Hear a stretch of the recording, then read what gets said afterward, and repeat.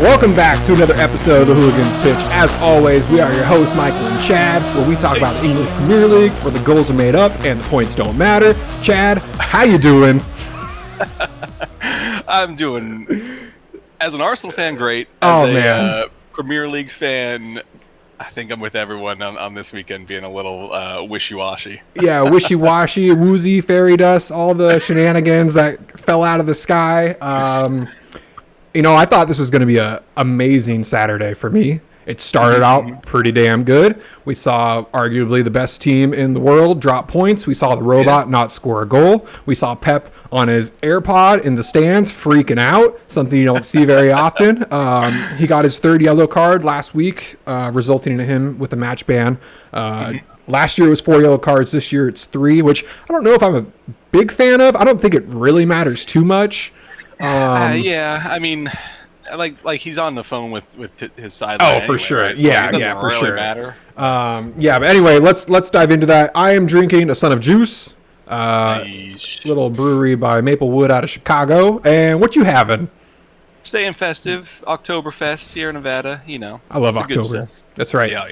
I miss it. All right, so we didn't necessarily call the Wolves beating City, but we definitely let the world know that City, these next 3 games, are going to have some tough matchups. And when the Wolves play a team like City, like a Big Six team, they come out of their element a little bit. They like to play up.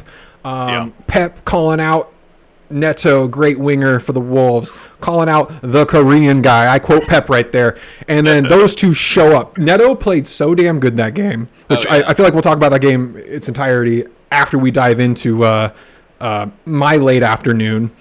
Game was at 11:30 for me. Parked on the couch, feeling pretty good. Made a lovely breakfast and biscuits, bacon, eggs, the whole thing. I was feeling good because I was like, I had my top of the league post ready to go.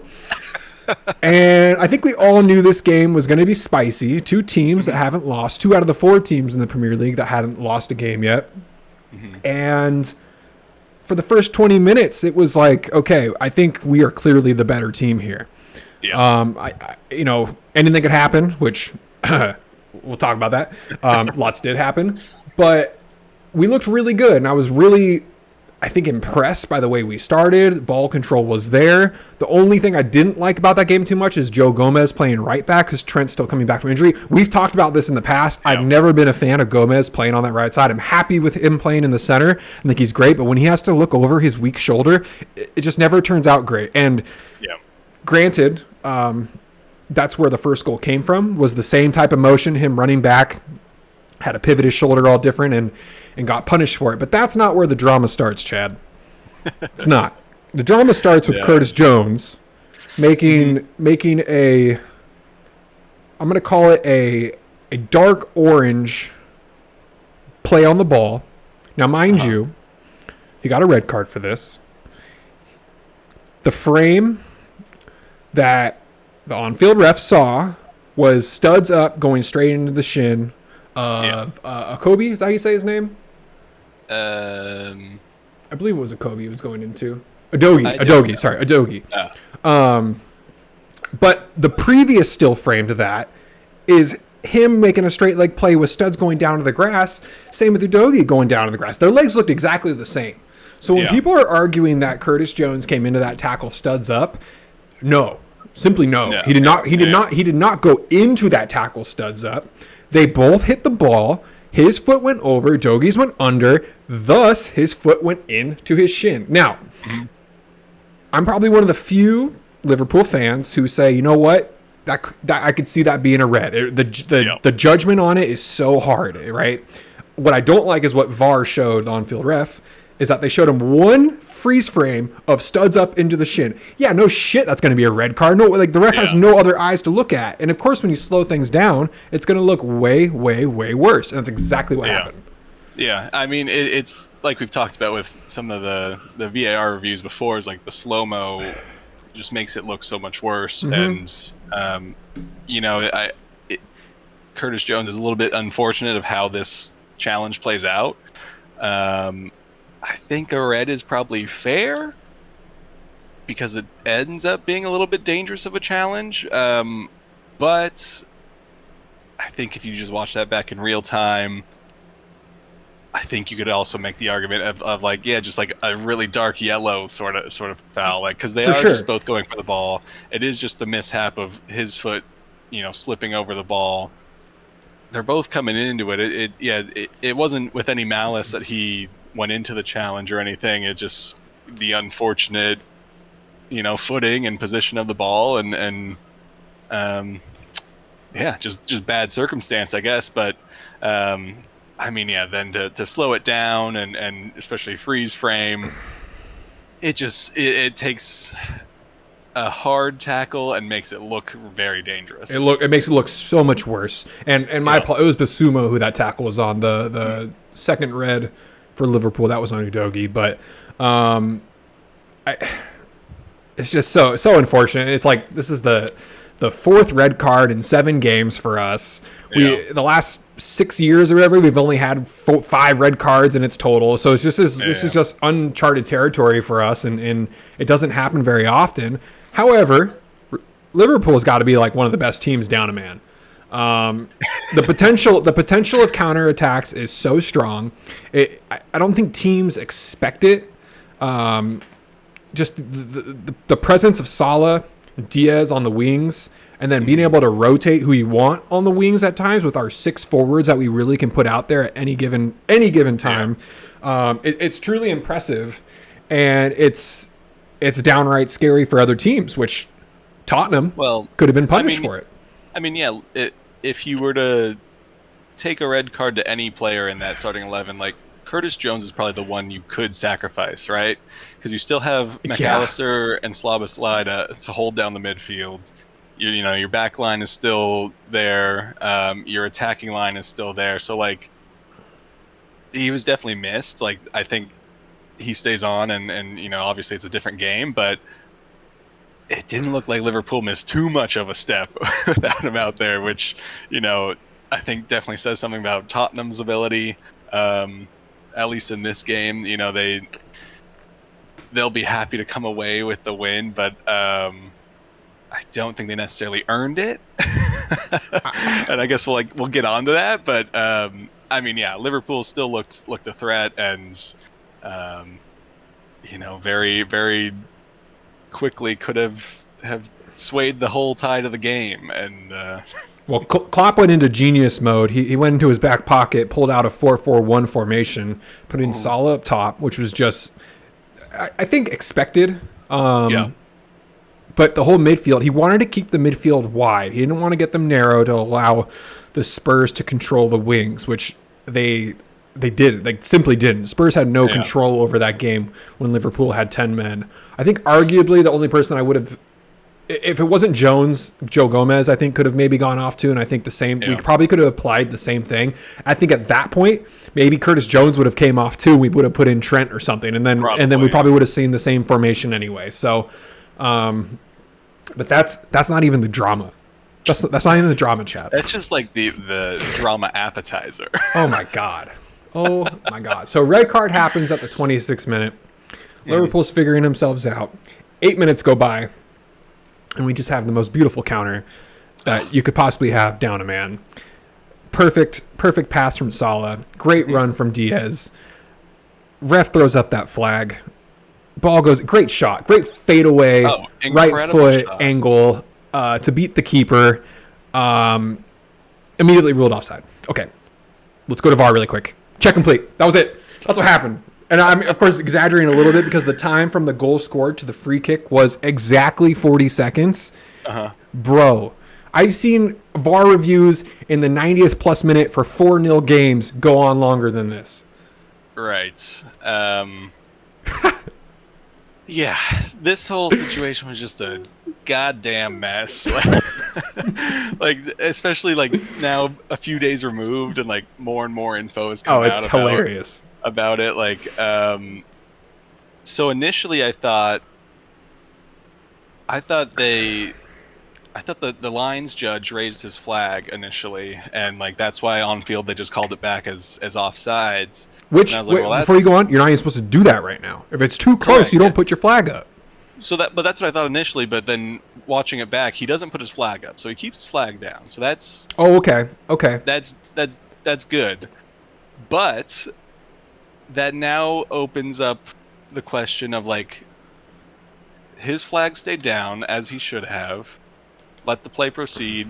That play ends in a goal, right? So now on-field decision technically is goal. Mm-hmm. That sends it to VAR check because they're not VAR checking a random offsides call, right? Like you see plenty of offsides in a game, and it's they raise the flag, boom, done, whatever. But because it ended in a goal and he kept his flag down as he should have, the VAR check was squarely on: is this a goal that stands, or was there a foul, an offsides, whatever, in the build-up to deny the goal? Which my first reaction to watching that, I thought maybe they had called a foul on Salah making his turn, because they were tussling, but it wasn't egregious. It wasn't anything crazy. But I thought that was maybe enough to be like, oh, like that's why they want to look at that.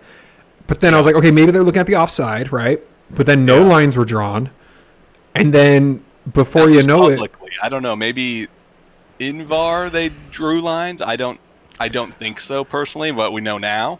I got some notes from Fulham Chelsea game today that led me to believe that nothing happened. I can quote this from our commentators. Unlike the Liverpool game, like the Liverpool game, there was absence of audio, lines, and common sense, which just tells me, because I found out commentary can hear VAR. They can't hear the ref talking back, but they can hear what VAR is saying to the ref. So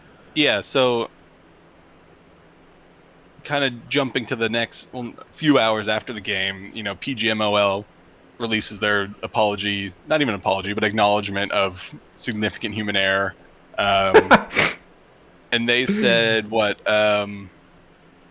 that they said VAR failed to intervene. But then Gary Neville, love him or hate him, came out basically refuting this statement, saying like he heard the check complete call. So like he heard the VAR side of that. So like VAR checked it. Check complete. So I don't know, like it gets a little like he said she said after this, but like then it comes out that the VAR was David England. He said check complete because he pulled up the offside situation, saw it was a clear onside situation, so he said check complete, thinking that the on-field call was a goal, not an offsides, because why would it have been? We wouldn't have been checking that. And then so that, I guess that's where his check complete was going. It was like check complete, it is a goal. But then again, okay, you've said all that, and then you still see Tottenham now setting up to take the free kick, not from the center circle. Like, you're not going to like phone your friend down on the field and be like, hey, bro, like. Well, so did you see the video of when that free kick was being taken? Right as it started, Howard Webb was in his ear doing like the 1,000-yard stare. Oh, so what fans are believing right now is that was communicated to Webb, but he was like, too late. Like, they already started play again, which Chad, if you go watch it, you see him right before, and he does one of those just like. Yeah, but like I get they want it to be, once play restarts, like that's it, too bad, so sad. But like this wasn't just a they should have had a corner kick and then we gave him a goal kick. No way. This is a goal that potentially could have changed the whole rest of the game. So I mean, I just don't think you can ignore this. And like if he's if in that video, if it's like he's hearing this as Tottenham's taking the free kick, just blow it dead right there. I know we just said check complete and fans are going to be angry and all that, but it's the right call. It's the right call, and everyone knows it. Everyone. That's the point of VAR, is to like get the right call. So I don't know, like. Who's that? So it's going to happen to someone again. This isn't like the last time this is going to happen, unless things are just totally overhauled. I mean, it's a lot of the same not exact same situations, but same sort of missteps or miscommunications or like just failure to communicate that has been happening since VAR has been implemented. So when is something going to actually change, and like when is you can't just keep releasing statements and I guess we can come on to Liverpool's response to it, but like good on Liverpool for like, okay, we take your statement, but like we don't really It means accept nothing. it. Yeah, it means nothing.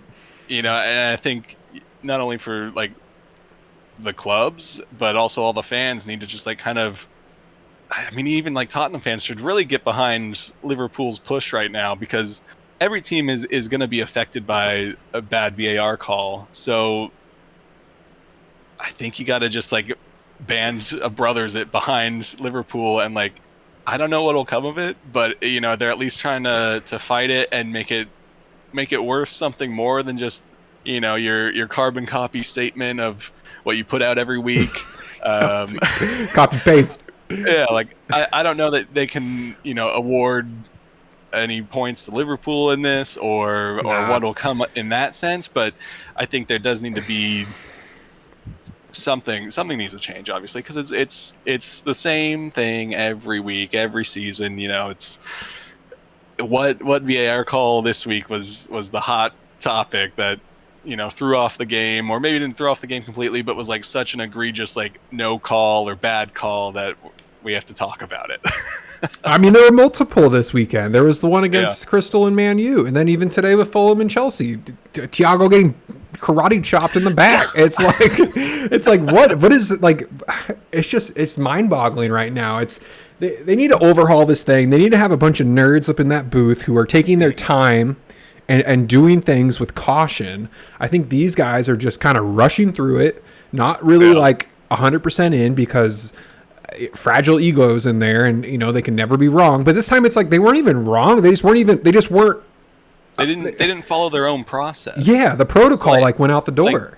That's like the lack of call or no call, whatever you want to call this, is an issue, obviously. But like I think the bigger picture issue is like they have a process that they didn't even follow. Like you don't check random offside. So the only thing you could have been checking was if this is a goal or not. Like, so I don't know how there's a miscommunication of the on-field ref and the VAR. Like it's just embarrassing at this point. Like I don't know. I feel like maybe your way forward is you almost need to like hire almost kind of like a third party of just VAR refs. Yes, right? A bunch of nerds. Get a bunch of analytical nerds in there who are not what they're trained at. And yes, they obviously do need to have some I don't know, reffing experience, but at least understanding of the rules of the game, right? But I think you keep that pretty separate. Like you don't need to be like, hey, it's Chad on the field and Michael in the booth again. Oh, hey, how's it going, buddy? It's been 2 weeks since we talked. Like, yeah, we don't need to be like friends in that way. You can keep it pretty separate and pretty. Are you saying we don't need to go to the Middle East together to go ref a game 48 hours before, and then our bosses and see our bosses, and then fly back and have our bosses say, our team lost this weekend. Anyway, that's a whole nother conspiracy. But I saw that, and I don't know if I'm too peeved about that. Just because they do go into European games and will ref midweek. Sure, but I think the timing of if you looked at the schedule of how those refs left, traveled, refed, traveled back, very little time for any rest per se, and I think lack of concentration could have definitely been affected by that traveling. Yeah. It is surprising that contracted refs of the Premier League can then go out into other leagues and ref them when there's a conflict of interest there too. That just is so strange to me, and I don't know. I think that needs to be fixed. I mean, that was maybe the most surprising thing that I took from that, is that like you're not, I guess, making enough as a Premier League ref, and like you'll go out and do Europa or Champions League games here and there, but I wouldn't think you like double dip into different leagues at the same time. yes, rule sets are generally 100%, 99% the same, but like, physicality in Premier League and physicality in a different league is going to be a little bit different. Like, so then you're taking this weird kind of even more of an unknown of like how this ref is going to call the game because Right. they don't normally ref this league, so it's they're going to call it how they're used to, and we play like you've seen some of the CONCACAF games, like they're a shit show, but like the physicality in those is just a completely different like style compared to like Premier League physicality. Jerseys are being ripped, like people are. Fine. It looks like people are getting stabbed. Like it's so close to that point, and yeah, it's a much different vibe. So yeah, after that, of course, the Spurs score. It just it had to be right away. Of course. And I don't know. I hope Liverpool today said we want that audio, and so I'm sure there might be some corrupted files coming in soon saying, we can't send this to you, blah blah blah, or AI gets involved. Who knows what will happen? It's just it's uncharted territory, and it is. But I mean, I think it's just important for pretty much everyone to just back Liverpool in this. Like, if it hasn't affected your club yet, it's gonna make its way around. It's coming. Don't worry. And while this game in the end may not be significant, this could very well happen in like a relegation title deciding game too. Like, and that could be this game anyway. I'm keeping notes of like notable things that are happening this year, and there's only two things on this list right now. It's Matoma's goal, which is still the best goal I think of this season, and then it's going to be Diaz's offside versus Spurs, dated 9/30. So I'm just going to keep that list right next to me, and we're just going to keep adding to that because that game could mean everything. Yeah. God, how many? 7 months from now, however long it's going to be. And then before the half, Gakpo got tackled so hard and twisted up his leg, and immediately I was like, oh, get him out right now. And then the dude put his life on the line. They say he sprained his knee. It looked worse. I'm guessing something happened with his ligaments on the outside of his knee because of the way he twisted. But dude gave his soul for that goal. And if this game would have ended 1-1, Liverpool legend for many, many years. I think he still has the chance to do it because I feel like he's now just going to be a fan favorite because he literally put his body on the line to score that goal. Crazy control, crazy twist, great goal. Immediately went down. And then we never saw him again. He was in a brace after the game. Okay. Yeah, I mean, he's out for a while. He just was able to generate so much power on this like crazy like just twist, like not even like a little like run around load up, just a full twist of the body and like rockets that in. I yelled a little when that went in. Kristen was sleeping and I think I yelled pretty loud, to be honest. I was already so amped up at this point of just like, oh, we could still beat these dudes. Like, and honestly, Chad, I thought I was going to go that way. We were looking pretty dangerous. Second half starts, Mo Salah, great run into the box, kind of tussles with his defender. I think it was Dogie again. Yeah. And then ref calls him for a foul and a yellow. I mean, Salah's been mad before. That's probably one of the more angrier moments I've seen in his career with Liverpool. Dude was furious, and I was like, be careful, dude. He kicked the ball away, and I was like, oh, like this dude might throw another red at you just because that's how we're rolling today. I mean, that was a bad call anyway. Like, are they both on top of each other, like fighting for it? Yeah, but at the end of the day, this is still a contact sport. There's gonna be some pushing, shoving, jockeying, all that, and Salah just kind of beats the dude, gets the ball away. I think pretty fairly. Yep. And I mean, Howard Webb. Jeez. Crazy, dude. Great, absolutely crazy. And then Chad, 3 minutes later, Thiago Jota comes on and is running behind Udogie. Just running. And we still don't know. I've watched it so many times. I still don't know if he clipped his leg. I'm gonna guess he did. I'm gonna say he did. This call feels exactly like the David Luiz red card against Wolves a couple seasons ago, where he's running behind the opponent, and the opponent's leg trails back as it does when you're running, and it just like barely, like minuscule touch, clips the knee, which, you know, at speed is enough to kind of like wobble you a little bit. That I didn't think was a red back then. This I don't think. If you want to call it a foul, cool, whatever, but certainly not a yellow.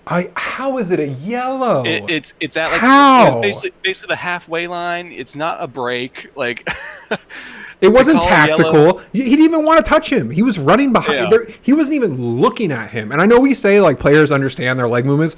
If you look at the replay again, he's not. It's really hard to say if he really was trying to do. If he was trying to do that on purpose. Well done, because you did it by a fraction of a millimeter, and then he clipped his legs together and fell. I get it. That happens. Your balance gets thrown off if you're touched even by the slightest, which might have happened. But I don't understand how that's a yellow. I don't. Yeah, I think especially like Jota basically just coming on, right? It had been... he came in at half, so it had been about 20 minutes, but yeah. Yeah, but I mean, it's not a break. It's at basically the halfway line. He doesn't make a challenge. It wasn't tactical on the man or anything, you know. It was essentially just a coming together, right? If there was a touch, and we'll say there was, just for I don't know, sports sake, but I just don't think you can give a yellow for that. Like, if you want to call it a foul, cool, but certainly not yellow worthy in my eyes. And then 1 minute later, I mean, but this is the thing, is like Jota gets that yellow, he has to understand he has to play a little bit smarter, a little bit more control now. Agreed. Especially seeing like how soft that first yellow was. For sure. And I get, you know, Klopp is probably in the dressing room at halftime, like getting the guys pumped up, and you know, adrenaline's pumping. You know, they're feeling up to it. They're in this game still, you know, down a man, and probably feeling like the better side for much of it. 100%. But man, he goes a little too desperate on that tackle, and like that one, I'm fine with being a yellow. Yep. Unfortunately, on the back of that other foul, like it feels like a very harsh second yellow, but it's a yellow. It was a card. If that would have happened first, see here, reverse these instances. Okay, sure, give him the yellow. I bet the second one is not a yellow. Yeah, for sure.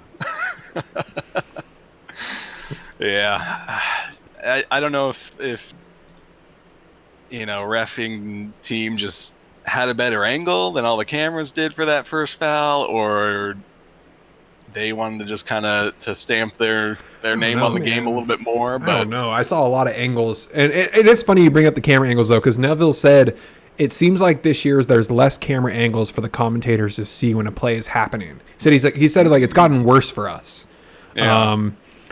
So I found that to be an interesting statement he made, because I was all over post game. I don't watch post games very often, but this one I was like, oh, we're sticking around. We're gonna watch all of it, and I did, and it was painful every second of it. But then Klopp made some wonderful changes yet again. You know, playing 9 men against 12. You do what you got to do. Arnold came on TAA and just, oh man, he's so fucking good. It was so good. He played great. Endo played great, which, by the way, Endo got slapped in the face. I don't know if anyone saw that. Yeah. I think. Did they get a red? I think someone got a yellow for it, but the way it was motioned, they were saying that could have been a red too. Again, all these things, it could have, should have, whatever. If that would have been a red there too against my team, like if it was me, I would be like, okay, that's harsh. But also, he did put a hand to a face and shove him like that. Whatever, it is what it is. Robinson had a pretty hard foul against. Oh man, I don't remember who he made the foul on. It might have been Richarlison, but then the foul was made, the whistle was blown, he kind of keeps going, and then Romero just comes in and freaking hacks him like Yeah. crazy. And of course, Romero doesn't get a card for it because the play's dead. And I'm like, but the play isn't like it's alive. The game is alive, and nothing happened there. And Robertson looked pretty hurt. And then, tired legs, heavy legs. Spurs finally did what they should have probably been doing as soon as they went up a man, is playing wide and crossing the ball in and just seeing what could happen. They didn't do that until like the 93rd, 94th minute of the game, which is shocking. They offered like zero creativity against a 9-man team. And I get like at that point, Liverpool is very compact in their defense and crowding the box, so it's hard to break down. But like if a Spurs fan could like take a step back and watch that performance, I don't think you'd be disappointed, but I think you would kind of ask questions of like, okay, it's Liverpool, they're still a strong team even down two guys, but like how are we not like breaking them down and getting more chances, right? Like they took a few longer shots, a few easy shots. Like Alisson made some incredible saves in this game, but he also had a lot of easy saves to make too. Yep, right at him. So so it's like you're not offering a whole lot, and this is your best chance to capitalize on a Liverpool team is up 2 guys plus the reffing team, So I mean, like you said, tired leg, tired minds, just kind of could have been anyone. You were defending, at least a guy down for what, like 70 minutes at that point, and then gets a little bit worse. 30 minutes down 2. Yeah. And then and that whole backline played so good that whole game. Oh yeah. It was an unbelievable showing. I think if anything, this game just proved that y'all better watch out when we're 11, because we're tough as hell when there's 9. So I hope the mentality sticks. I think Klopp did a great job post game.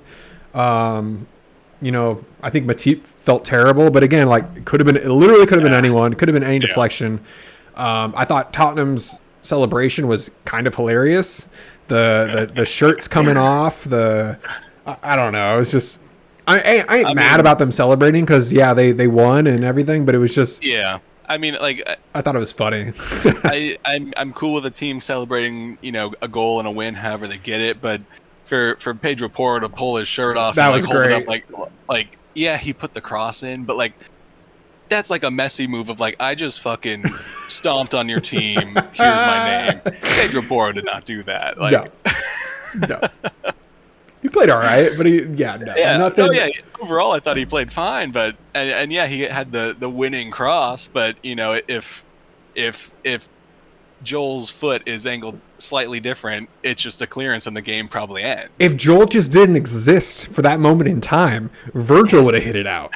Like that meant it was just unfortunate timing. He could have been a step behind, a step forward. He literally was in the perfect place at the perfect time to get an own goal. Yeah, it happens. It's a mistake. It's not even bad positioning. He was in a good spot. It was just unlucky, and that happens. That's footy. It's Joel is what 32, so he's like kind of on that upper end of his career. Yep. He's putting a big effort in this game. For 70 minutes down 1, another 30 down 2. Like, dude was for sure tired, like the rest of the back line, but. I mean, if it wasn't Joel, it could have been Virgil. It could have been any random deflection. It's just, it came at that heartbreak time of there's no time to respond. Matip has been playing top flight football since 2009. Yeah, dude's been around. I remember he came to Liverpool, and I was like, oh, he'll be there a year or two, and then go off to some smaller team, it's been 8 smaller years, league, something. And then he's just still here, and he still's like. Right when you think he's like picks up an injury and you're like, well, he's probably done. And then he comes back and he's just like back on the starting 11. Here we go. Keep him forever at this point. Yeah, the team loves him. Klopp loves him. Klopp, I think, definitely made him feel, not. Don't worry about this one. Like this is one game in September. We got a long way to go. So and I think he can benefit too from like. There was all this other controversy in this game, So like that's already going to take so much focus off of him. This is like 6 pegs down on like things to worry about on this game. That is the least of my worries. Yeah. We'll be back. Don't I? Yeah, yeah. Did you see the video of Darwin walking into the tunnel? Oh yeah. Oh yeah. Like, see it at Anfield. Oh yeah, dude. I love Nunez right now. He was on the sideline talking to Klopp. I'm sure he was jonesing to get into this game, and it wasn't the move. It just it just wasn't the right move to make at that time. I mean, that the point was coming. We were so close. Now I would have liked to see him get out there, but once Jota goes off, like you have to defend. Yep. You can't. I think he would have came on for Diaz if we were down just one. It would have happened, I think. Probably really close to that time anyway. Mm-hmm. But now I think next game it's going to be Nunez, Salah, and Diaz up front, which I'm like, we haven't really seen it yet. Everyone's been kind of getting fit and getting ready, and I think this is now a lock since Gakpo is going to be out at least they're saying 2 months. And Jota is going to have his ban, which we'll see what the appeal looks like there. They're appealing Jones's red card. We're not accepting the PGMOL's apology. You could shove it. And well, it wasn't really an apology anyway. It's just an acknowledgement. Okay, yeah. As Klopp would say, an acknowledgement doesn't mean points. And we go on. Brighton next. Which we're hungry. This is. I wouldn't want to face this after this game. If I'm Brighton, especially after how it went down for them this week. Yep. I don't want to be facing this Liverpool team next. Dude, what happened to Brighton? Oof. I almost got up for this game, and then I was like, I feel like that should be an easy Brighton win. Like Villa might put up. Oh, you thought easy? Okay. Yeah, I just like they've been playing pretty well, and Villa was like certainly coming into their game, but wasn't really like firing on all cylinders. Like Ollie Watkins still wasn't really getting the goals that we would expect from him and all that. So I didn't wake up for it, and then woke up for the Arsenal game, and I think you had posted a message of like something about Aston Villa, and then I was like, let me go check the score, and it was like 6-1. What the hell? Yeah, so I woke up at like 6:33, so 3 or 4 minutes are passing by, and it was like pretty, I don't know, normal start of the game. Villa caught a break, got the goal, and then it was like from that point on, Brighton looked like headless chickens running around. And I'm not even like, it just got worse and worse and worse. And Aston Villa just had like, they were like snowballing in the best way possible of just becoming better and better and better. And, Chad, I even, my notes for our podcast, if things would have gone the way it was supposed to go, my top 4 would have been almost pretty accurate besides Chelsea. It would have been Liverpool 1, Man City 2, Aston Villa 3, and then of course all this shit happened. But I was like, this is kind of the team that I expected to be rolling. Yeah. And I mean, I don't want to say like things are clicking for them, but to beat Brighton, who's been arguably one of the better teams, is impressive. Brighton, they're kind of, I guess, a little bit like hot and cold, right? Like very hot and cold. They're either like really on a game, or they just like they take it off. Don't really perform. Like I don't know what's causing that, but I went back and watched the highlights of this one, and it just seemed like so much just like poor passing from Brighton, just like lazy defending, just the own goal or those are always hard, like unfortunate, but like Ollie's just kind of running through your team, and like all these other balls are just like being picked up from bad passes or like lazy possessions and stuff, and just like that Brighton team doesn't look like the same Brighton team that we've seen in like the previous 5-6 games. So yeah, I don't know, but Villa looks great, and good on them to capitalize on a weakened team at that time, and put the hurt on, and if this gets everyone now on jump started and gets this Villa team actually playing how we thought they could play, then all right. more challengers. I think it'll happen. They're running games. They're in favor. I think the big one's going to be West Ham, October 22nd. But they got the Wolves next, then Luton, then Forest, and then Fulham, and then Tottenham on Thanksgiving. So that'll be the game. That'll be a fun one to watch. But I think the West Ham Villa one will be a good one. But everything else, I think. I don't know if they show this performance every week. Good luck, teams, because they look good. Emery was pumped after every goal. I think after the own goal, it finally started to come down a little. The first two Watkins ones, he was fired up for. But yeah, that was an impressive 6:30 a.m. victory that I got to tune in for. I think after halftime, I think when they got their fourth, actually, that's when I started to fall back asleep again. So I was like, I got a big day here. And then I watched Arsenal put up a great performance. I don't think we were surprised by it, but they definitely showed Bournemouth, that Bournemouth probably isn't here to stay. It seems. I mean, a lot of the pretty much all the goals, I guess, were born out of just defensive errors from Bournemouth. Mm-hmm. But I think it was just overall a pretty professional display from Arsenal. Didn't really let a lot come their way, controlled the game well, got their goals, made the PKs, gave Havertz the ball to get his PK. How nervous were you for that? A little bit nervous. And had that been not the 3-0 goal, maybe a 1-0, 2-0. I don't think he would have got handed that. But, they had some cushion in there, so they felt okay to hand him that, which, it is good. Hopefully that kind of gets some pressure off of Havertz and lets him kind of play a little bit more freely, or, I don't know, feel more in the team, and, the fans sang him a little song and everything. Bro, they sang that for a long time. He had a good old smile on his face.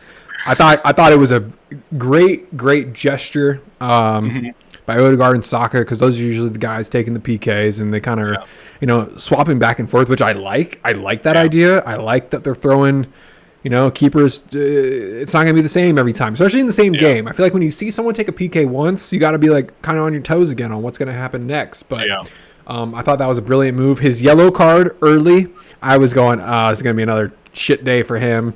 And it was cool to see him get a goal. Little things like that, little confidence builders go such a long way. Yeah. And any type of positivity that they could basically hand to him is great. I mean, he when I watch him play midfield, he's really good. He controls the ball really well. His touch is really nice.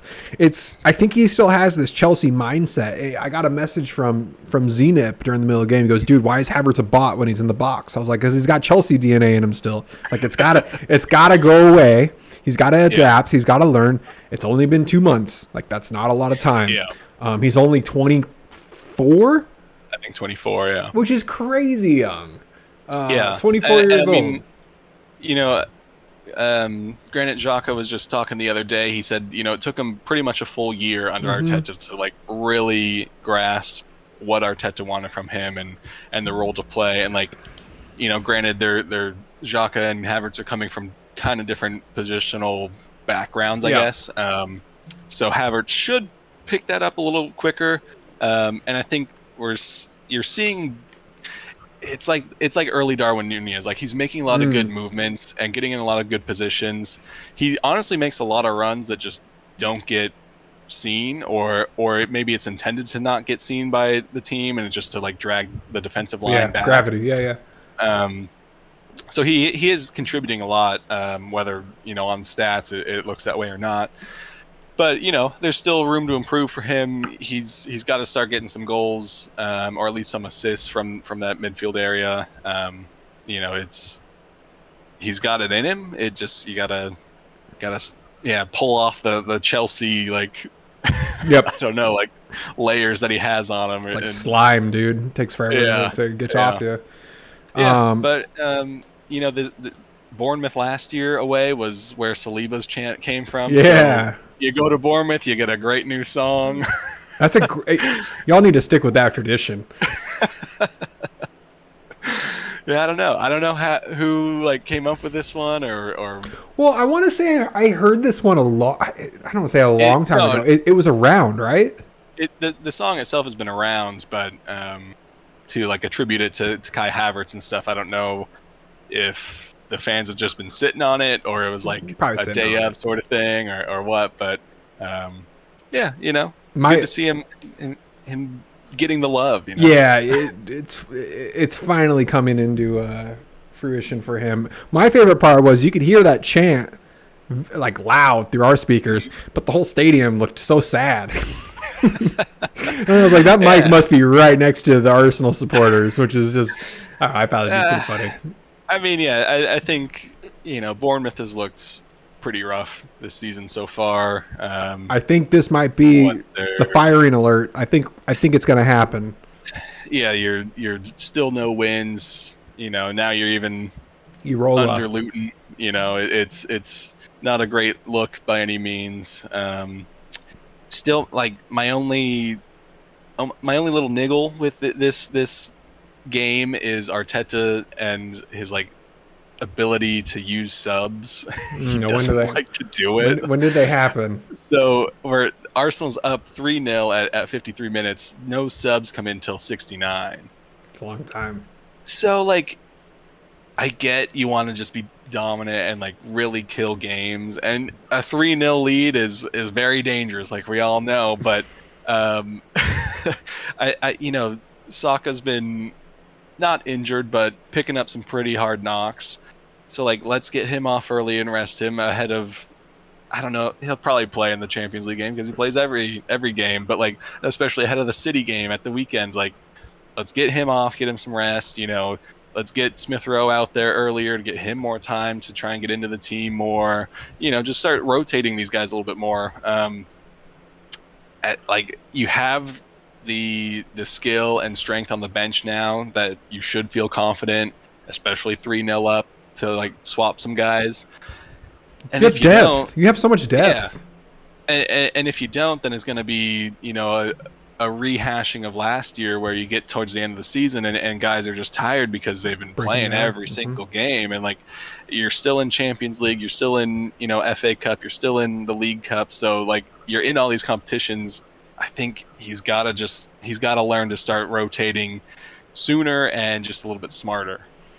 I personally think y'all should really, I don't want to say throw your Champions League game this week, but I don't think y'all should be playing your core group. There's no. Yeah, I don't. You're playing Lens. They're 15th in League One. They're not. Yeah. It's crazy they made Champions League to begin with. Mm-hmm. You have arguably the biggest game of your season next weekend. I mean, if not that one, it'll be the one in April. But like this is also the time to kind of come up against the City team. No Rodri, no De Bruyne. Sure, they're coming off a Wolves loss, so they might be a little more amped up. I don't know, Chad. They look. But I mean, that's the thing is like, without Rodri, they seem very destabilized. They do have quite a bit of injuries. They're playing Oscar Bob, whoever the heck that guy is. Great name still. Great name. I was sitting here watching that game, and I was like, Bob, what's his first name? What's his first name? They go, Oscar Bob on the ball. I was like, Oscar Bob. There it is. Yeah. Yeah. So I hope Arteta does a pretty heavy rotation for the midweek. I feel like Saka's going to start because he just puts him in every single game. It's a bad move. I feel like you can bring him. If you want to throw him on for the last 15 minutes, 20 minutes, whatever, just kind of like, keep his legs in match mode and all that. Like, cool. But, really, I think this should be, you got Reece Nelson, you got Smith Rowe, maybe give Havertz some time up top. I wouldn't be surprised to see Havertz start up top against City. He did in the Community Shield and performed pretty well there. Just rotate the guys. Like you got the strength and depth now, and you gotta, as much as you want to take it game by game, you do have to look ahead at least a little bit here. And if you play Saka in this game and he takes a bad fall or a bad challenge and misses the City game, like The whole EPL will be so pissed at Arteta. Yeah, exactly. This isn't just about Arsenal. This is about the 19 other teams here, okay? Don't screw this up, Mikel. Jeez. Exactly. So, yeah, we'll see how it goes. But so we haven't had a chance to talk about the Raya Ramsdale situation. How do you feel about this? Because I saw Arteta meeting Raya's family, and boy, let me tell you, he was chatting up to them in Spanish and, giving a gift to his grandpa. And I was like, I don't know if he did that for Aaron. Just saying. Yeah, I don't know how the gift exchange went, but did you see that clip though of him meeting? I saw that clip, okay. Yeah, I don't know if Ramsdale's family got anything. They probably got a card at least, I would hope. Yeah. It's one of those like good problems to have, I guess. Like, you do have two solid keepers. I think I'm with a lot of the Arsenal fan base in that it would have been nice to see Ramsdale start the last Champions League game, since he's the one that like was with the team to get them back into Champions League. So it would have been at least a nice gesture in that way of like, you got us back here. So, I think he'll play tomorrow, so he'll get his Champions League game anyway. But, even that couple seasons ago when we picked up Ramsdale, David Raya was like the number one choice, but I think he was just too expensive at that point. I think he had just signed a new deal with Brentford. Yep. So it didn't work out. And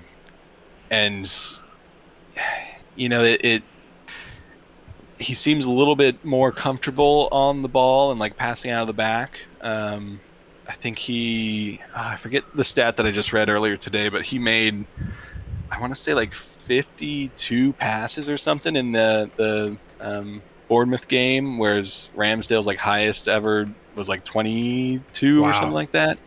So, he's affecting the game in a bigger way than Ramsdale has done. I don't know. Like, I think it's too early to side with one or the other for me, but recency bias feels like David Raya is the better choice, only because we haven't seen him make any sort of big mistakes or blunders, whereas like we've seen Ramsdale for a few seasons and like we've seen the few mistakes that can come out of him. But I don't know, like it's for me, it's a good problem to have. It's got to be tough to balance that, especially in that keeper position where it's generally like you are number one and starting every game, and sure, now you're trying to like kind of have two number ones. I don't know. But that has not worked out great for Brighton. No. But also the communication, I don't think it was very clear, and it's the same thing that happened last year too, with Sanchez. So I hope Arsenal doesn't go the Brighton way of confusing their keepers, because reading the statement from Steele, he was like, coach is going with what he feels like, and the coach even said like it's gonna go every other game we're switching, which the games they have been switching, they haven't won more than one in a row. We're going to track this. Steele went in last game. They lost 6-1. He was there the game before, and then the game prior was, I don't remember his name. The Dutch dude. We'll call him that for now. Flecken or something. Is he Dutch or Belgian? I think he might be Belgian. He won one and lost one. And the game they lost, he looked so out of place. That was when he made the Sunday League like half touch and lost the ball, and they scored on him. Yeah. So I don't know. I think it is key, just communication. And the stat was Raya had 51 passes last game, and Ramsdale had in the 4 starts he had 21 combined. So huge. Even bigger. Huge difference. I think when you can have a keeper who's that calm and great with his feet, it just makes your back line so much better, because you can control the ball. You don't have to boot it up the field every time, which is why I think, Pep loves Ederson.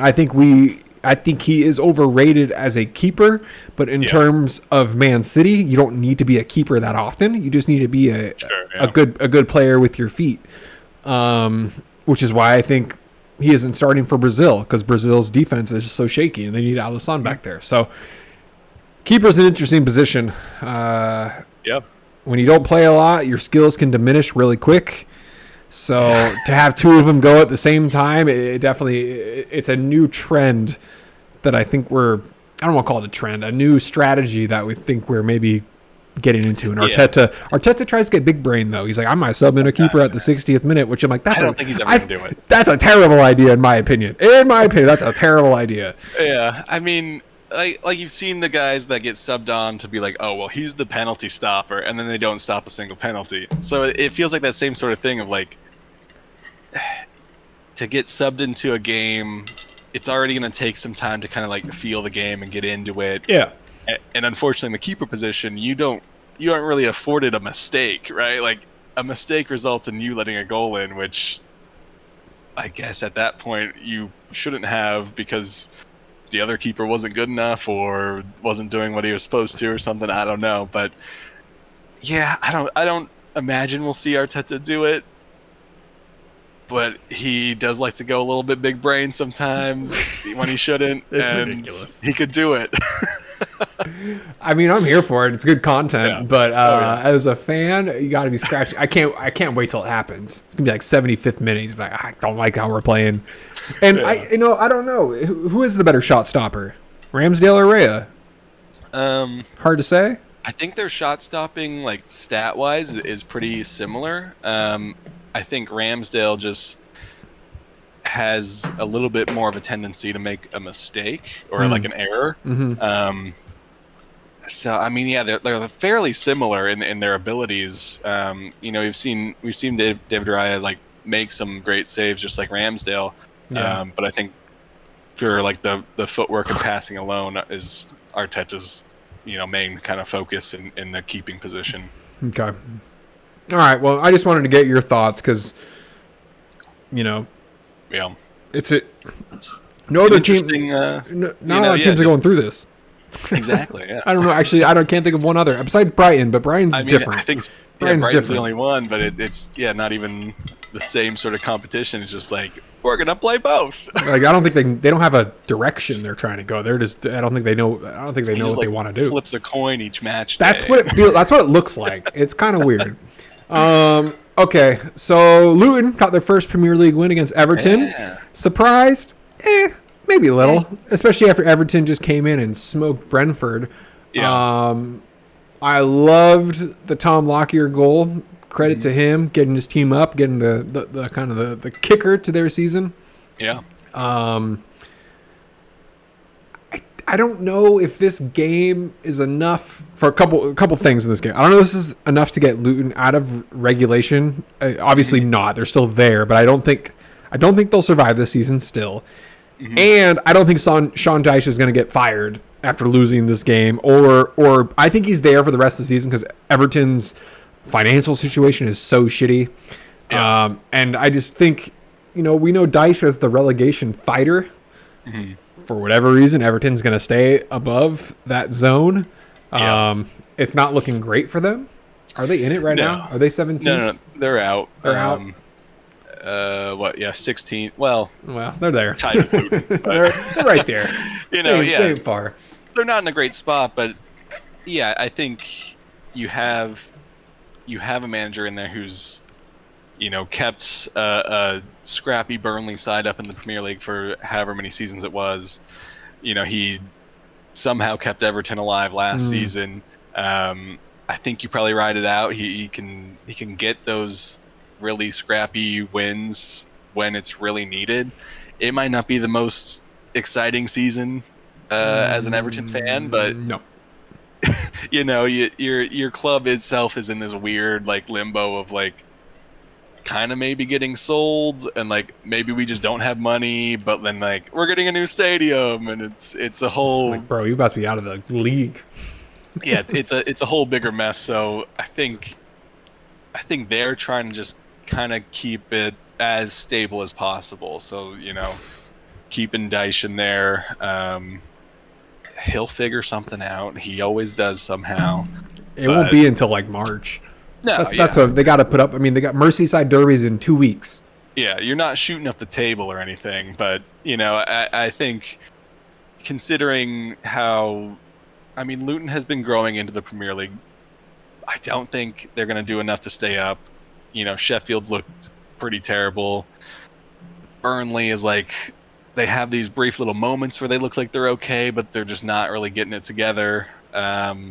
And Bournemouth is like kind of the biggest question mark right now. Of you didn't lose a whole lot of talent, but you're not performing anymore.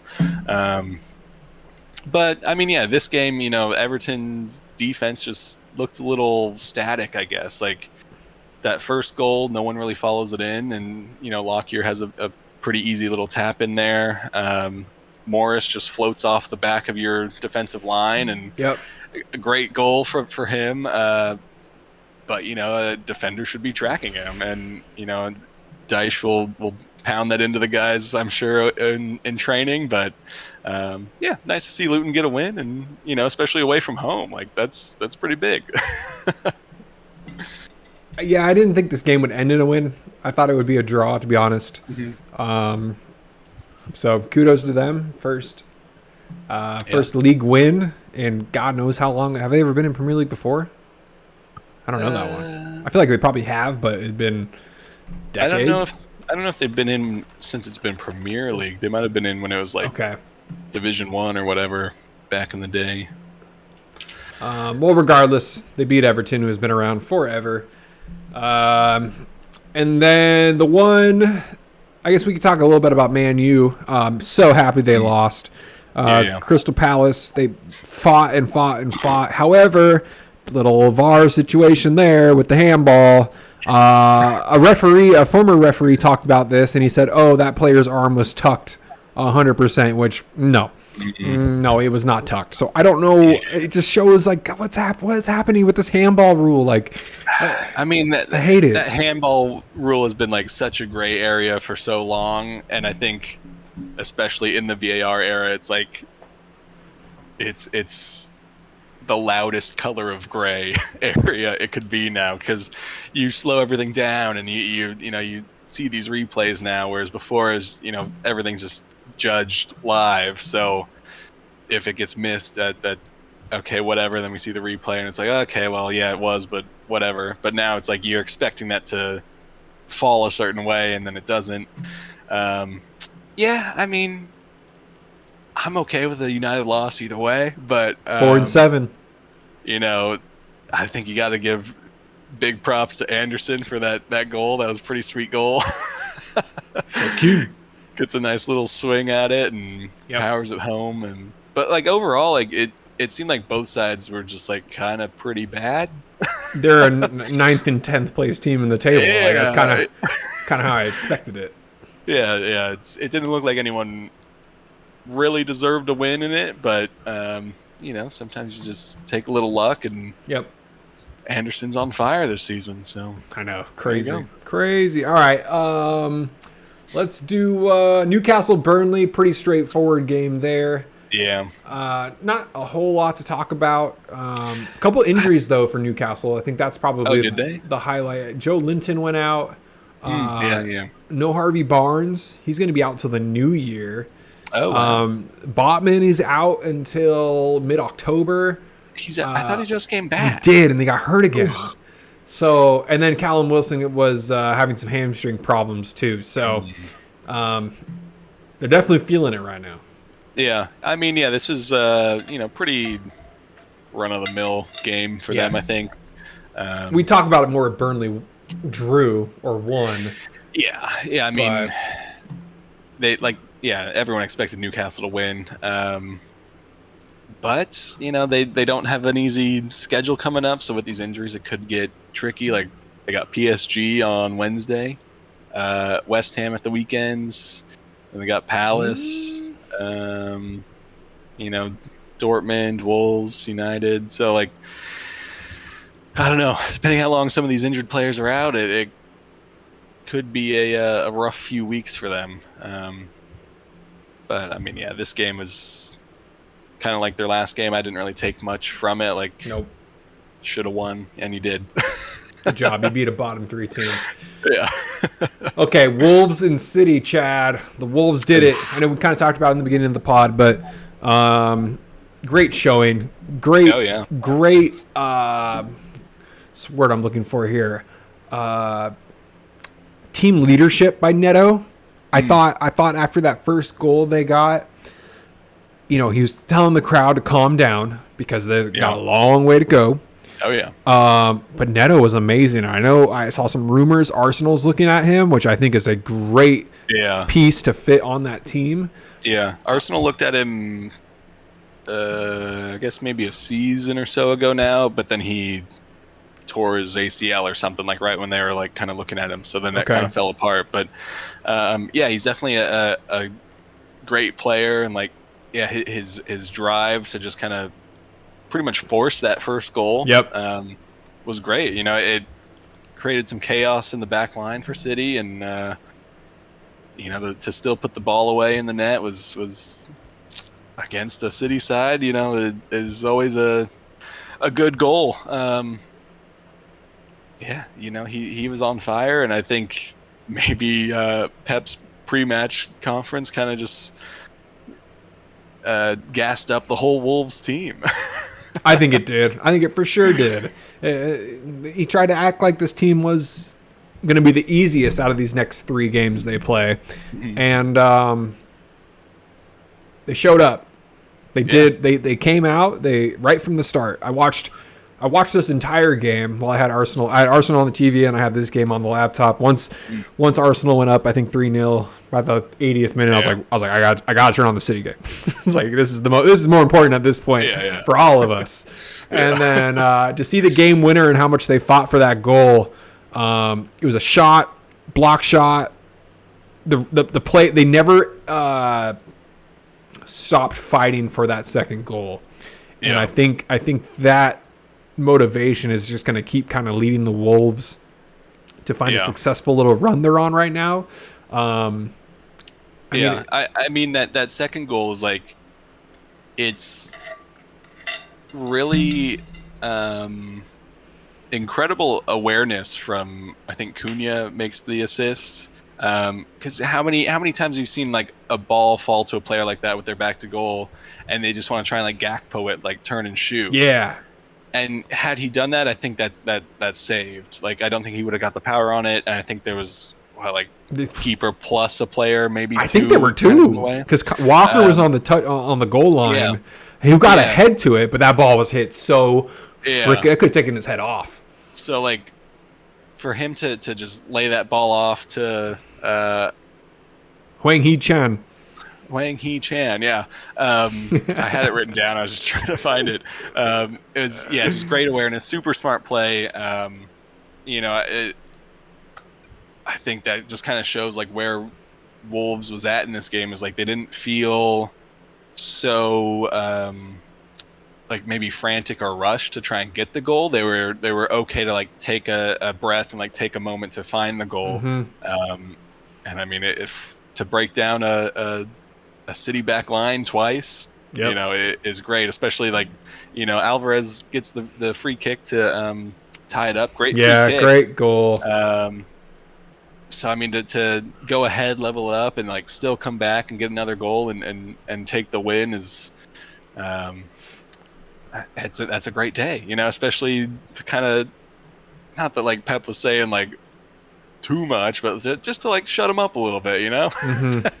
And City became frantic. There were a couple of opportunities for the Wolves to go cramp FC on them, and City was like, "We're the ones who usually do this." Like, and the funniest moment for me was Deku pushing Chan out of bounds as his hammy or whatever was cramping up. And he's literally rolling him off the pitch, and it was the funniest thing. And of course he was fighting him a little bit.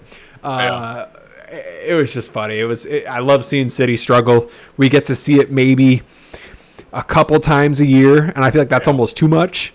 It's a rare occurrence, and it's usually Liverpool or a team in the Champions League doing it. No offense to everyone else. That's just kind of how it's gone the last couple of years. Tottenham, they struggle. Oh yeah, Tottenham and Newcastle every now and then as well, but not a whole lot. So it was a wonderful sight, and who knows, we might get to see it for a couple more weeks.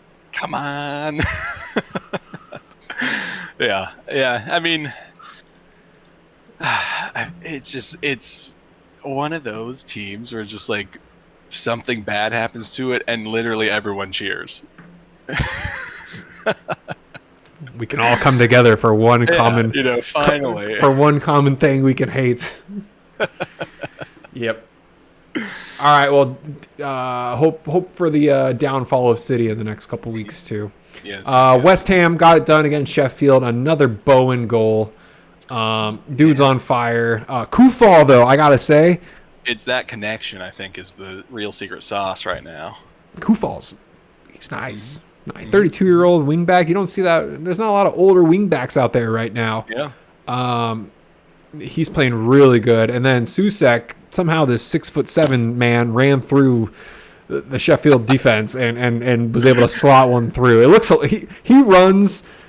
It's like a Peter Crouch just because you're tall, lanky, got a really long neck. It's just so funny to see on the pitch. It's like you should not be up there, but there he is. He just kind of snuck his way through and tapped it in, so that was nice.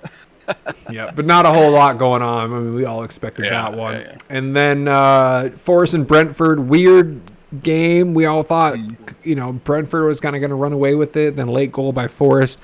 Matt Turner looking a little suspect there. I think probably should have got a PK for Brentford. Kind of just clipped his player. Again, VAR, not a whole lot going on with that call. Don't know why they didn't call that a PK. We've seen that before. We've definitely seen it before. I feel like this was like a if we just like avoid the call, like there will be some controversy, but like if we make the call, then it might be more controversial just because like then people will really argue about it, where if we make no call, it might just kind of like fly by the wayside. That's kind of what happened. Yeah, I think he definitely got away with it, but that's how it goes sometimes. And then the game that I thought maybe Fulham would get it done against Chelsea. You take 1 minute out of that game and it's a 0-0 game. Mudryk finally did something, kind of the first real thing we've seen from him, and he kind of looked good. I won't lie, he looked good today. Yeah. Okay. It's against a Fulham team who, on our notes, are getting relegated, which where are they sitting right now? 13th, 8 points. I think they might be okay, but they're going to be low. It's crazy. They're 5 points out of relegation. We're like, yeah, they might survive. It's just like, that's just how bad the bottom five is. Yeah. And then the unfortunate weird slot ball for the Broja goal. But the few things that I learned that game was every VAR occurrence that came up, they were very, very careful with their wording. It was check complete, and then an explanation of what is complete, not just check complete. Okay. So when the goal was scored, check complete, it is a goal. Check complete, that is offsides. It is elaborating on what they are talking about. The commentary was also kind of funny in the terms of every time VAR was brought up, they were saying, well, we can't go the Liverpool way, blah, blah, blah. But then when this whole situation with Pereira and Silva came up, commentary was very pro Pereira, saying that, just get on with the play. He was just letting Thiago know he was there, which Pereira karate chopped Thiago in the middle of the back. I've never seen something like that happen to where like they just moved on from it, and it was just like, okay, like, he definitely just like punched him, but he was going for the ball.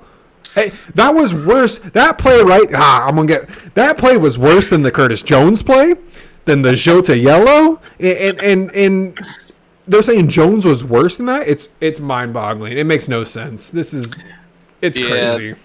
That's a weird one. It's like I can understand their argument of like he's ideally going and like putting a hand on his shoulder or whatever, but no, he was no way. But that's the thing, is like this is like the motion to put a hand on a shoulder. It's not like this or fisted or anything like. It seems a little bit more intentional to not go to grab a shoulder and then like karate chop, That was so bizarre. Yeah, I don't know why that was the move. And their team, I'm pretty sure they're national teammates. They played together on the national team. So yeah, it's probably, yeah. that was just so bizarre. So I don't know. I'm not going to take too much from that game. Good job, Chelsea. You beat Fulham. You finally scored 2 goals. I think I went into I think they beat their goal tally from September, so they're off to a good start. I swear they probably beat their goal tally. I swear from the last couple of months. Feels Probably, like. Yeah. I did see a funny comment saying like I think there's an error. They put a 2 next to Chelsea's name, and I was like what? I was like, oh yeah, that makes sense. So that was kind of funny. But I think that was it for the week. We spent like probably half this pod going over Liverpool, but yeah, well, when you got content, you gotta. That's it. You got to dissect it. Yeah. We got through every game here. I am very, very much looking forward to this next weekend. Mm-hmm. I was already looking forward to this weekend a little bit just because of the matchups, but now it's like the league, I think, is fired up. I think because City lost, everyone's saying things can shift very quickly. I think with VAR, teams are worried on what could happen in their game, so they need to get things solved quickly. Yeah, I mean, looking ahead, we have Luton and Burnley tomorrow, actually. Oh, that's right, makeup game. Mm-hmm. Yeah, makeup game there, and then City and Arsenal this weekend. I mean, the following weekend, City play Brighton, so depending on their run of form, it could be a rough couple weeks there. Yeah, things can. Oh, and then the Manchester derby right after that. So, it could be this could be the time to kind of topple City's early title challenge, right? Like, could you imagine if they drop 3 games in a row? It would be nice. I don't know if it'll happen, but I don't think it's out of the question. Like, this City team hasn't really been firing on all cylinders since they lost De Bruyne, and this week I think will be the last game Rodri misses, so he'll come back into the team. But I don't know. But it depends what Brighton team shows up next week. We've only seen City dismantle lower table teams besides Newcastle, and they just got by Newcastle. They just got by Sheffield. Man, I don't know. I'd be feeling a little sketchy if I was Pep. That 5-0 record before last week, it looked nice, but deep down, it didn't look great. Yeah. And I think I don't know. They put all their cards in the last year, and bravo, you go all in. That's what you're supposed to do. Get your 4x4 going. But this year, like, you're tired, and it's already showing. You're tired, It's like we said before, it's just hard to like remotivate the guys to like now go do this same thing you just did again. Like that hunger is going to be completely different now. And I mean they're missing some key players for sure, but like I think we're just kind of seeing it overall. Like they don't feel as crisp and like threatening in their attacks. Holland especially I think is missing some chances last season he made pretty regularly. So, we can all just fingers crossed that they continue to fall. Get it done, Arsenal. Get it done. Yeah. All right. Goal of the week? Okay. Mine's easy. It's Gakpo. You're going Gakpo? Absolutely. Okay. It's a solid goal for sure. I got to give a shout out to Anderson's goal. All right, that's fair. I like that one. And then I'm not going to pick it, but I'm going to mention it again. Alvarez's free kick. It's just, it's right in that top corner. You love to see those ones. I think it's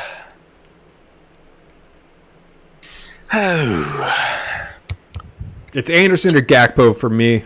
Yeah. Leaning more towards Anderson just because that was a game winner. Yeah. If Gakpo, if they would have got the point, that means a little bit more. Unfortunately, it didn't. Yeah. And it's for the center back, man. When center backs score bangers, it's like, Yeah, I think I'm on Anderson. It's just center back goal, and it wasn't just a headed corner or anything. It's a nice swing at the ball. Finesse on that bad boy. For sure. Team? I think you gotta go Villa. Yeah, I think you do. 6-1 past Brighton. Like no one saw that coming. Yeah, like a win may have been expected or thought it could happen, but certainly not 6-1. Oof, Brighton. Yeah. Sorry, lads. And then player, it's got to be Ollie, right? Hat trick. Yeah, hat trick. Most assist, points. Most 4 points. shots on target.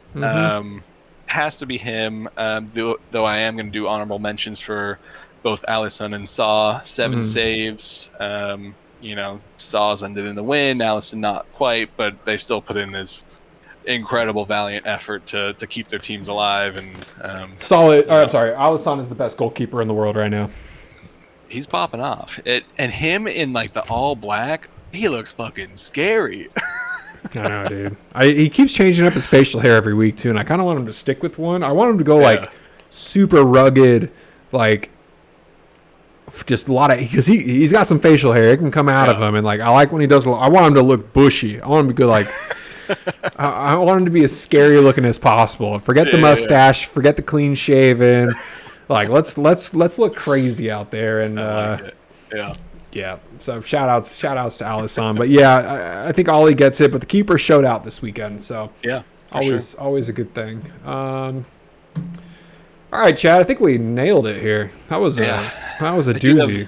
I do have one last little tidbit. Hit me with a tidbit. In Sac Republic news, yesterday was Youth Day. Nice. A lot of youth soccer teams there. I don't know if it's by plan or just by game state, but Sac Republic gave their professional debut to Davian Kimbrough. Yep. He's 13 years old, 7 months, and 13 days. He's the youngest American soccer player to make his pro debut. Big news.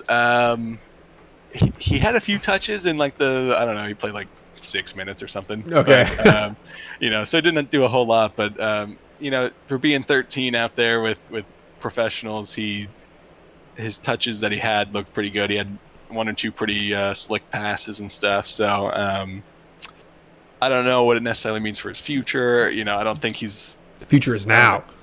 Well, yeah. I don't see him starting or like getting a lot of minutes in this Sac Republic team, especially as we're like pretty much into playoffs at this point.